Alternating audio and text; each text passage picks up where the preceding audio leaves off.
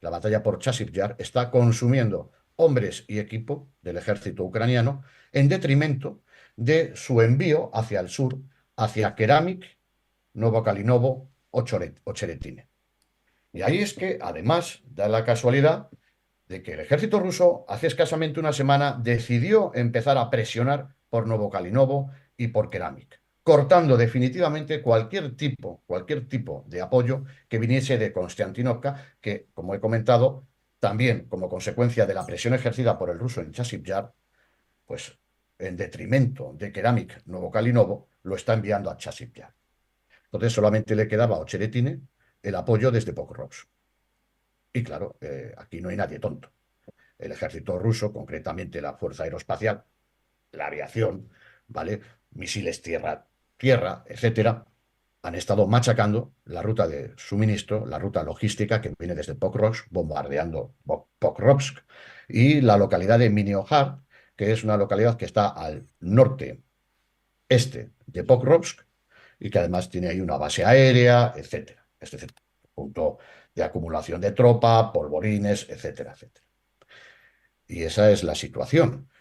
Sigo insistiendo, la batalla de desgaste que ha decidido el ruso es lo que está haciendo que el ejército ucraniano no pueda mantener el ritmo.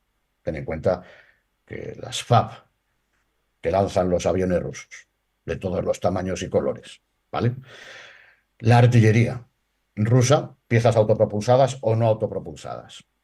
Los morteros Tulipán de 240 milímetros. Eso no hay línea defensiva que lo aguante si no tiene la suficiente cobertura artillería y aérea. No hay línea defensiva que lo aguante. Y estos chicos ucranianos pues están sufriendo un auténtico infierno. Eso debe ser terrible, debe ser terrible. Y luego cuando ya están lo suficientemente machacados, las unidades de asalto rusa con cobertura artillería y aérea van desalojando a los ucranianos de sus posiciones defensivas. Siempre se quiere buscar responsables, ¿no? Esto de los últimos días, que si la brigada número 115, pues era una brigada bisoña, donde los mandos y las tropas, pues no tenían experiencia en combate. Bueno, pero es que no tienen otra cosa ya. Es que conforme van teniendo bajas, ¿de qué vas a reponer o cómo vas a reponer esas bajas? Pues precisamente, pues con personal cada vez con menos experiencia en combate, tanto los mandos como la tropa, con cada vez menos medios y claro, pues lógicamente el bofetón está garantizado, el bofetón está garantizado.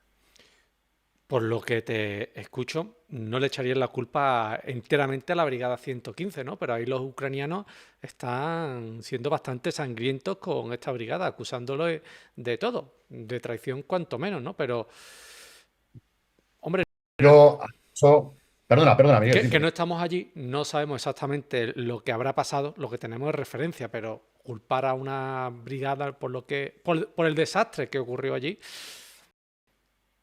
Vamos a ver, siempre hay que buscar un responsable en todo en esta vida, dentro y fuera de la guerra. Y a estos chicos les ha tocado el problemón de Ocheretine y no han sabido, digamos, según las fuentes ucranianas, defenderlo debidamente. Yo no estoy de acuerdo. Yo, ante todo, digo, bueno, muy sencillo, el que critica esa situación, que se presente voluntario, ¿vale? Y que vaya a esas líneas de defensa. Y ya te garantizo yo que independientemente del nivel de preparación de esa unidad, es que es terrible. Es lo que les viene encima con las FAB, repito, con la artillería autopropulsada o no, con los morteros estos Tulpán de 240 milímetros. Eso es terrible. Eso no hay quien lo aguante. Me da lo mismo que sea una unidad muy experimentada o no. Se pasa a unos determinados niveles y a partir de esos niveles simplemente la superioridad del enemigo es incontestable. Y entonces, pues tienes que replegarte. Yo, sinceramente, creo que se trata de hacer leña del árbol caído, sinceramente. No se le puede responsabilizar. Y Cualquier unidad que estuviese allí hubiese sufrido lo mismo y hubiese tomado la misma decisión. Porque, perdona, Miguel, es que quisiera comentar, a esta unidad lo que se le puede achacar es que no ha sabido defender la posición. Ok, pero es que ha habido otras unidades ucranianas que simplemente se han negado a ir a la posición. Y estamos hablando de las unidades formadas por soldados políticos. ¿Vale? Ultranacionalistas, rusófobos, con un tufo a nazi que no hay quien se lo quite, y se han negado literalmente a ir a donde el general Sirski les ha ordenado ir. Claro, aquí hay un problema, que esto no se habla. Porque muchas veces nosotros hablamos del ejército ucraniano, pero es que, amigo, una cosa es el ejército ucraniano, otra cosa son las unidades de defensa territorial y otra cosa es la Guardia Nacional. Y es que hay unas diferencias enormes de jerarquización. Me explico. El ejército ucraniano y las unidades de defensa territorial dependen del Ministerio de Defensa. Pero la Guardia Nacional no depende del Ministerio de Defensa, depende del Ministerio del Interior. Y es ahí donde están encuadradas todas estas unidades de ultranacionalistas rusófobos. Y entonces, ¿qué ocurre? Que el general Siski puede mandar sobre su ejército, pero no sobre la Guardia Nacional. Entonces, si la Guardia Nacional dice que no, es simplemente tener que discutir con el ministro de Interior. Y eso es lo que está sucediendo. Por eso, estas unidades de soldados políticos, cuando no les interesa, no intervienen en los combates. No intervienen en los combates. No hacen caso al general Siski, que eso es uno de los principales errores. Hay que hacer una uniformidad de jerarquización. Es decir, soy yo el que manda en todo lo que va de uniforme y tiene armas. Y esto no lo ha logrado el general Siski. Y ahí se tenía que haber planteado desde un principio, la uniformidad. El criterio siempre lo tiene que mantener un único mando. No puede haber ahí varias personas mandando. He dicho. Y bien dicho, ¿no? Bien dicho, porque eso lo estamos Pero es una viendo. realidad. Es una Claro. realidad. Es una realidad. Y además me hace gracia porque muchas veces yo discuto con colegas que uno de los objetivos de Rusia es la desnazificación de Ucrania. Y es cierto, en cierta manera es cierto, porque tras el Maidán ha habido una persecución del ruso y de lo ruso. Es decir, no solamente ha sido una persecución cultural, ha sido también una persecución étnica. Y esos son hechos que están demostrados. Están demostrados. Y los responsables de esta persecución están en conchabeo con el régimen de Kiev y son estos soldados políticos que forman parte de la Guardia Nacional. Y eso es así. Y tenía que decirlo, porque muchas veces se me discute, no, eso es una demagogia del Kremlin. Digo, no, no es ninguna demagogia del Kremlin. Cojan a estos soldados políticos, miren la simbología que tienen, miren qué doctrinario político tienen y díganme si son defensores de la democracia y la libertad. Dígame si son defensores de la democracia y la libertad.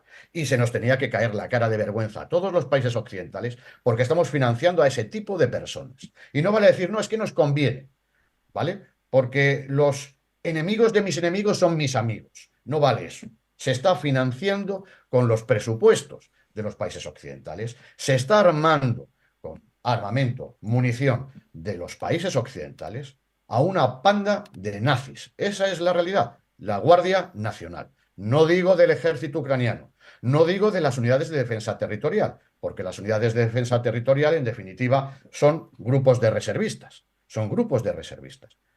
El problema lo tienen ahí. Y esto es una vergüenza para la humanidad que se esté financiando el nazismo en Ucrania. Y esa es la realidad. Y esta es la segunda cosa que tenía que decir, porque es que no me podía callar. Me subleva esa situación. He dicho. Bueno, y desde luego te agradecemos esa sinceridad, Zarzós. Para eso estamos aquí entre todos, ¿no?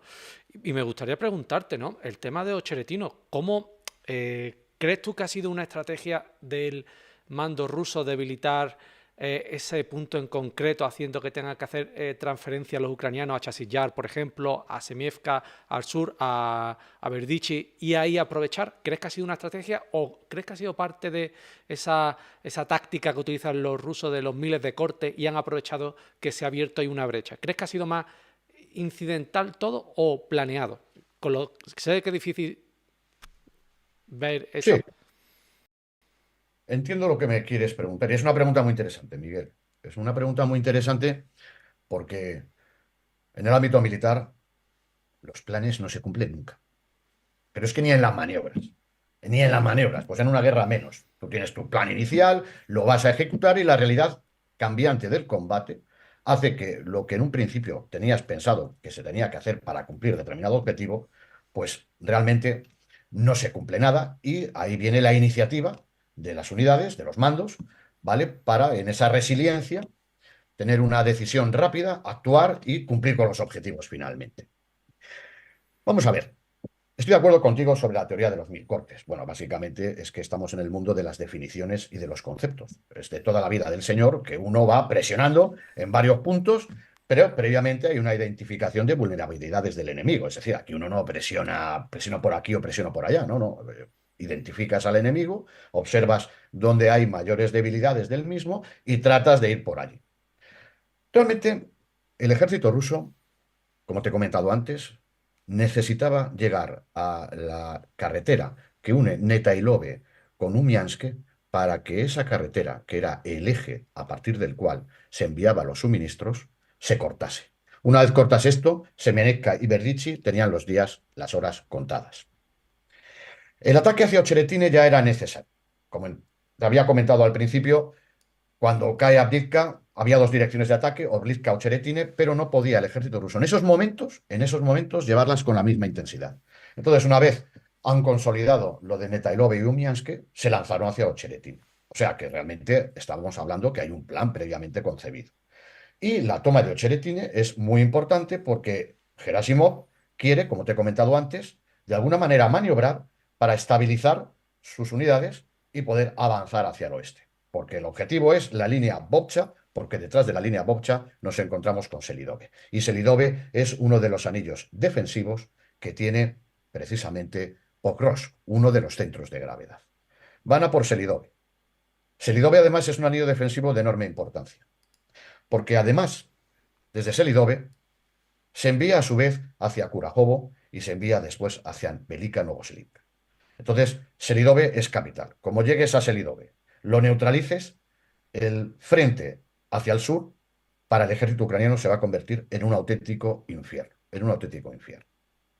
Entonces, ante la pregunta que tú me estabas diciendo, oye, ¿esto ha sido casualidad, ha salido de repente, o esto es consecuencia de? Es consecuencia de, evidentemente, marcado dentro de la batalla de desgaste. Es decir, el ejército ruso ha imprimido tal ritmo, tal intensidad en la batalla de desgaste que el ejército ucraniano realmente no ha podido aguantar el ritmo. Y de ahí la toma de Ocheretine, que tiene unos efectos enormes porque con la toma de Ocheretine ya vas enfilado por la carretera que te lleva directamente hacia Pokrovsk, ojo, porque ya está el ejército ruso intentando por el norte bordear la línea Bov.